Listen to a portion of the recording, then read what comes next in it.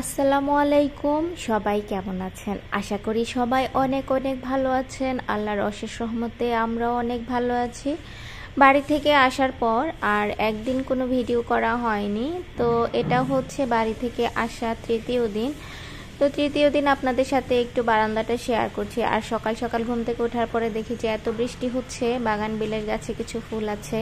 আর এবার না আমি গাছগুলোকে যেমন ছিল এমনই রেখে গিয়েছি, কোনোভাবে পানিতে ভিজিয়ে রেখে যাইনি। আর একটা গাছ শুধু আমি ছাদে রেখে গিয়েছি ভালো থাকার জন্য, মানে বেঁচে থাকার জন্য, নয়নতারা গাছটা। আর সেই গাছটাই মরে গিয়েছে।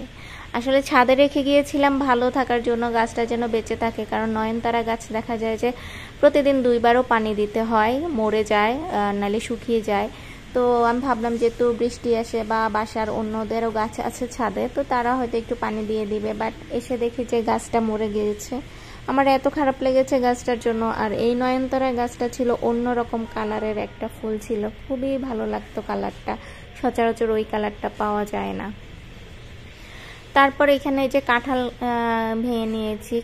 এই কাঁঠালটা বাড়ি থেকে আনা কাঁঠাল। এটা মনে হয় আমাদের গাছের কাঁঠাল। আমি 2টা কাঁঠাল নিয়ে এসেছি, একটা শ্বশুর বাড়ির কাঁঠাল, একটা বাবার বাড়ির কাঁঠাল। তো বাবার বাড়ির কাঁঠালটাই আগে পেকেছে। তো কাঁঠালটা খুবই মজা ছিল, একদম মিষ্টি ছিল। আর এরপর দুপুরবেলা এত বৃষ্টি হচ্ছে দেখে ভাবলাম যে একটু ভিজতে যাই। আর আমরা ছাদে উঠতে উঠতে বৃষ্টি কমে গিয়েছে, আরশে বললো ভিজবে, তা আমি আর আরশ কতক্ষণ বৃষ্টিতে ভিজে নিয়েছি। খুবই মজা লাগছে বৃষ্টিতে ভিজতে। আরশ তো এটা ফার্স্ট টাইম বৃষ্টিতে ভিজছে, একটু ভয়ও লাগছিল যদি না ওর জ্বর আসে।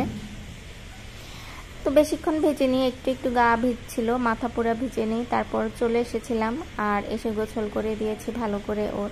আর এরপরে যে এটা হলুদের মধ্যে হলুদ দিয়ে গ্লাসের একটা ট্রেন্ডিং চলছিল তখন, তো এটা আমি নিজেও করে নিয়েছিলাম।